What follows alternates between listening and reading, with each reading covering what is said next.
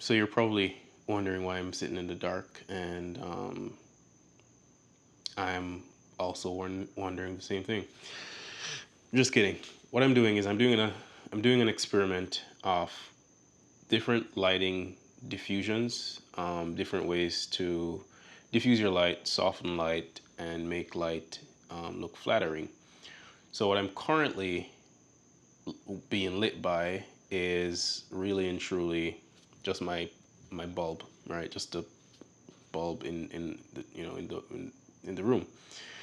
And I also have my Nanlite 60B off to the side here. If I turn that off, then this is what it looks like.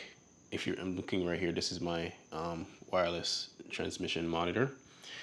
So this is what it looks like with just the lighting in your house.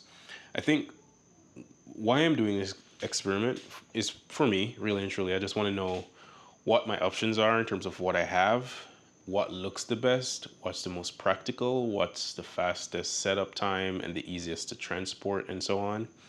And so I can know what I have in my arsenal and when to use what, right? So currently, it's basically gonna be, I'm just gonna be doing a 2-point lighting with a key and a backlight, right? The backlight will remain constant, which is just Nanlite 60B off to the side, and the back kind of like a 45-degree angle that way. So if I put it at 1%, that's what it looks like. I think I liked it at about 3%, right? So there we go. So that's what we're working with. I'm going to turn the house light off. And this is just a smart bulb that I have that I use around my house. This one is garage off, right? So now I'm totally dark, only lit by the backlight, the Nanlite 60B. Again, if I turn that off, I'm a silhouette, right? So here we are at about 3%. Now, my key light is going to be the Nanlite 300B, and we're going to start off with just the reflector, right? I probably should set up a behind the scenes camera, right? But this is the Nanlite 300B with just the reflector on. There we go. That's 1%. My camera settings are currently set at 180 degrees shutter rule, f2.8, and high base ISO of 2500 for the Sony FX30. So at 1%, I'm basically exposed 1% with the 300B with just a reflector cone, and I'm pretty much properly exposed, right? This is the Nanlite 300B, and it is set at, if I can get that to focus, 1%, 6,000 Kelvin. A little cooler probably than it should be. So let me adjust the color temp to about 5600. Not too bad, and I'm currently using the NanLink app to control the lights. This is set 1%, 5600. The camera set to 5400, and let me use false colors. I'm a little dark, so I could probably bump us up to right around 4%. All right, so that's a better exposure, right? You can see light here, a little bit of shadow right here, and again, Nanlite 60B providing the edge light. So this is just a reflector dome. Next diffusion or piece of modifier I'm going to be using is a bounce board, just because it's already here. I'll use the reflector to bounce on the board, try to get some light back at me, right? So let's see what that looks like.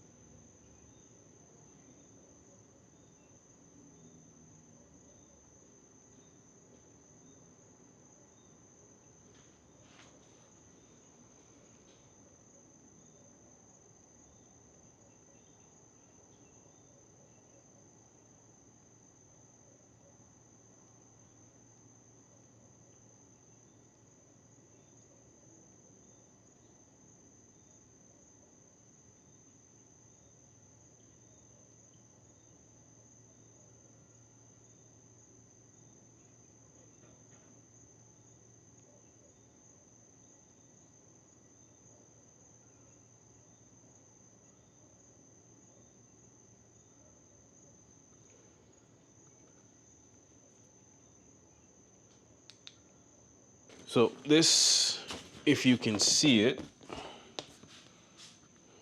see if I can bounce some light up in my face. But this is just a piece of white cardboard I picked up at the supermarket. They just had it lying around and I like, white cardboard, I'll take it. So I took it, cut it in half so I can fold it when I'm transporting. And let me see if I can let you see it a little better. I just added a little bit of foam here so that when I use a clamp, it doesn't do too much damage. So this is white cardboard. What we're gonna do here, turn the light. I think I changed something. Okay. All right, we're turning the light. We're gonna bounce it. See how close I can get to this without the light being in frame. I'm working with a tight space, as you can see. So I think that is also a good test of when and where to use these kind of lights. So, I mean, here we are.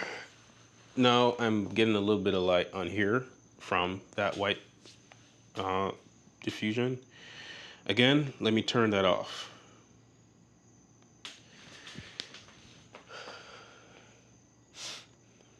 So this is no light again, except the edge light. This is 1% with a bounce board. And it's about, I want to say, 5 feet away.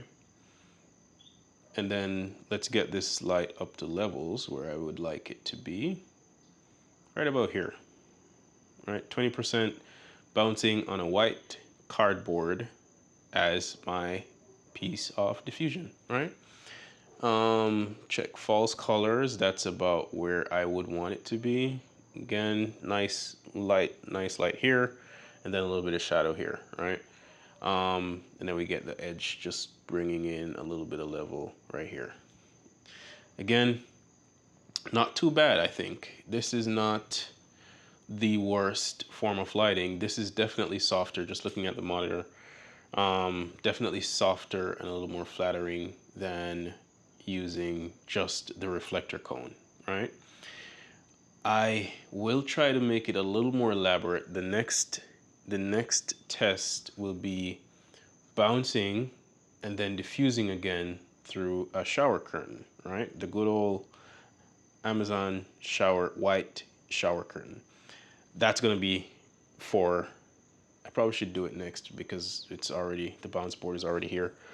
I was gonna leave it for last because it's like the hardest thing to set up, but let's roll with it. Let's go full on book light, so to speak. All right, so the issue is, when using a book light, you typically want the light to be lower, pointing up towards the bounce, and then kind of coming through the diffusion. I don't have any of my low stands available. I have 2 baby to junior pin adapters and I cannot find them, so I cannot put this in my C stand. So I am just gonna try to figure out a way to kind of prop the light up, right? So it's gonna go basically on the floor. That's why you need shorties, I think they're called.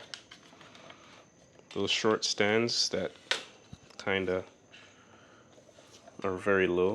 I think they're also called low boys. But this is kind of doing the trick. I just need something to kind of prop it up against. Yeah, it's not too bad.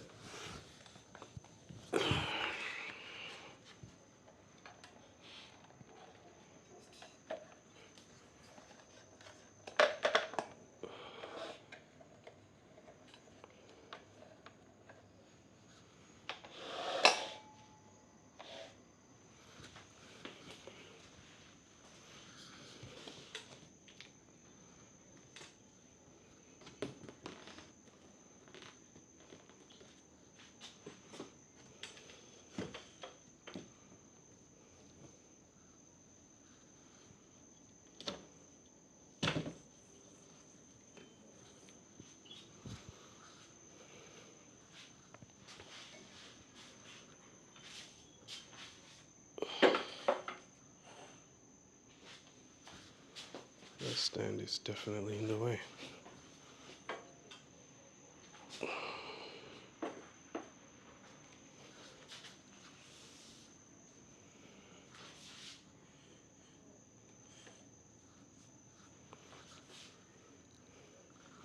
All right, this is a very interesting setup. Let me see if you can see it.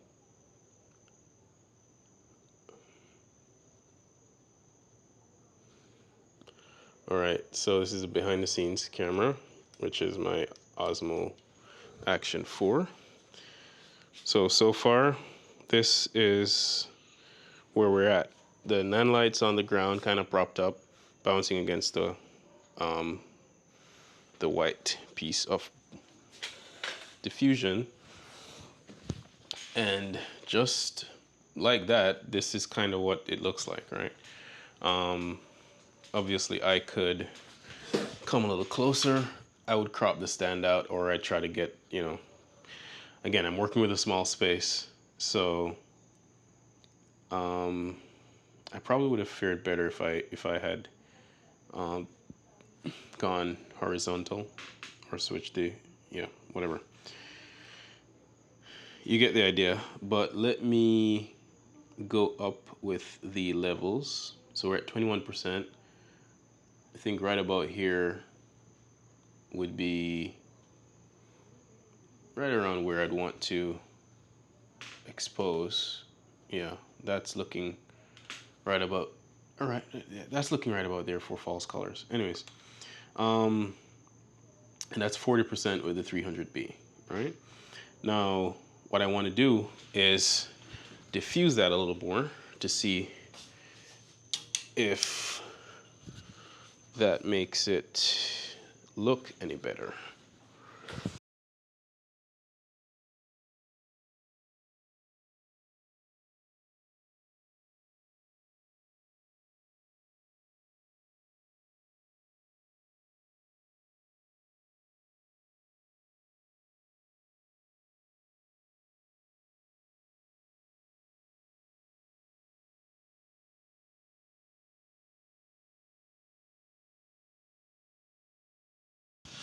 All right, so that should be about it. Again, I'm working with a kind of a narrow space. It's a rectangle and it's longer that way versus wider this way. So working with tight spaces, which again is part of this test. So Nonlight 300B currently set to 40%, and it's being double diffused through a shower curtain. Actually, it's almost too diffused. What happens if I come up with that light? And it's not ideal. The book light isn't quite ideal because of the space that I'm working with, and also the tools. I cannot find my baby pin to get the light in the C-stand. And because of the space that I'm working with, I can't get the light any closer without the stand being in the way. Again, these are things we have to consider when we are setting up lights, because a lot of times we're going in tight spaces, tight offices, and so on. So a book light is not the easiest and most nimble way to light a scene, even though I am liking the quality of light. So I am liking the quality of light. You can really, really see how soft the image is, looking directly to camera. And yeah, the fall off is a lot softer, I can tell, and then turning false color off. So this is a very, I think, flattering image in terms of just using a shower curtain and a piece of white cardboard and a 300B currently set at 60%. I do have some leg room. I could go up a little more. Obviously, I'm starting to be a little more overexposed. Let me see what Zebra says. Currently not clipping highlights, so that's cool. So at 100% with the 300B, I can theoretically use a double diffusion to really get a soft light. Let's change to the next, or to the other form of diffusion. So next up, we're using a Fresnel lens. This is the small rig Fresnel lens.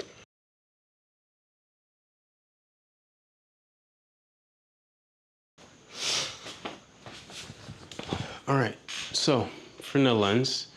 Obviously, you can tell it's a very hard light.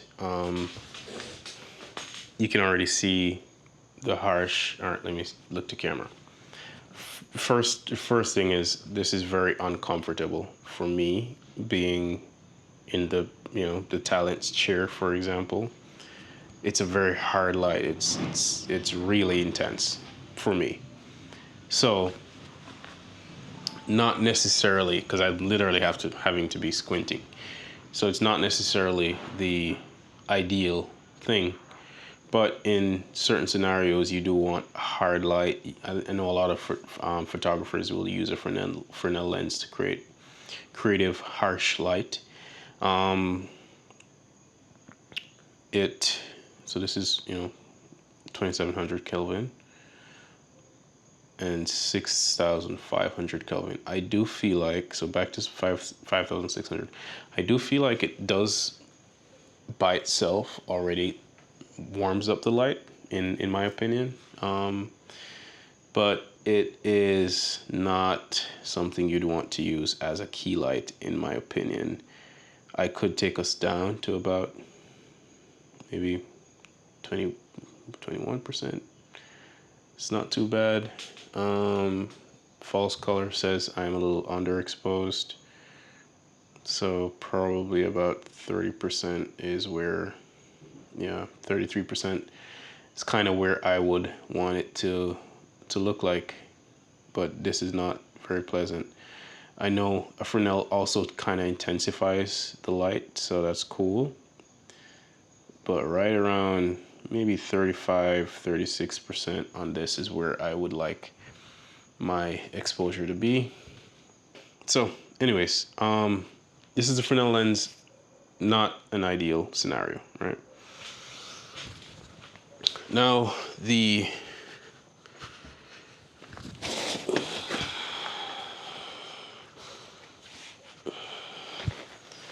other two pieces, final two, are the traditional softbox.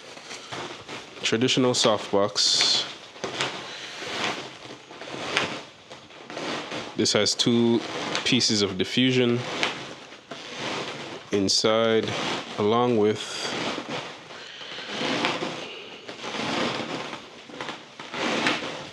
an egg crate, or some people call it well, it's a grid, right? Grid, egg crate, right about the same thing.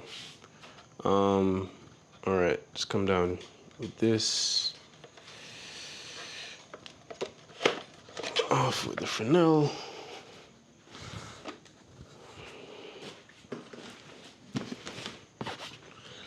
Come in pretty close to your subject. Let's see if I raise it higher. Let me see what that gives me. All right, so softbox, right, literally right here, with the egg crates, and again, the exposure on the 300B is, I think, 36%. I need a little more, right around here. Does that look good? Yeah, that feels good. Now, the first thing I notice is that the spill is much more controlled with the egg crate. Right now I'm pumping this at 80% to kind of get to the levels where I think it looks good. Slightly underexposed probably. And so you do have to bear in mind that the grid does eat up a bit of your exposure or your intensity. This 300B is at 80%. If I push it to 100, I'm probably just getting levels, right? Still slightly underexposed. So this does eat up a lot of your the intensity of your light, but in my opinion, this and if I'm not mistaken, I do have the ND filter on. Yeah. So there is quite a bit of ND, but again, I'm trying to stop down for the background to be a little darker. Yeah. Yeah. Looking good.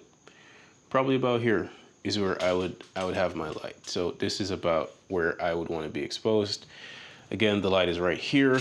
I could come around a little more, 45 degree, and get a little more Rembrandt right around here. You can see that little triangle of light. So if I'm looking straight to camera, you can see that little triangle of light with that Rembrandt look. You do see a little bit of that edge light.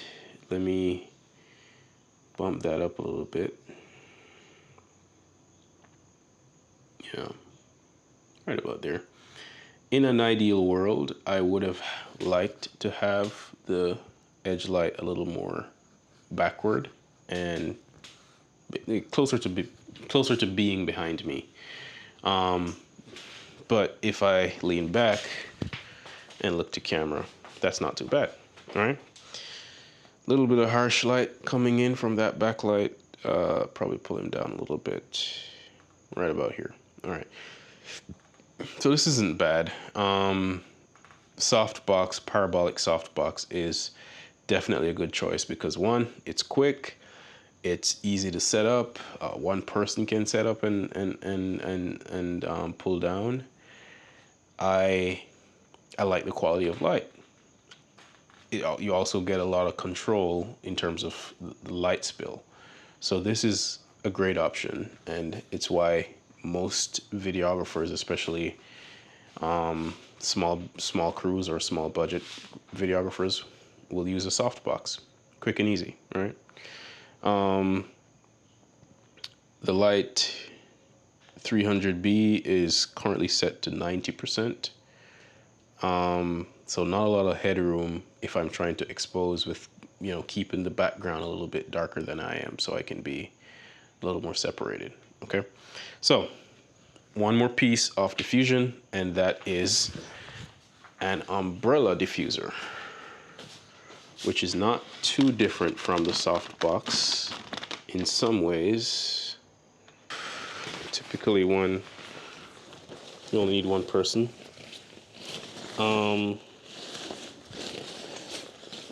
But it packs up really small.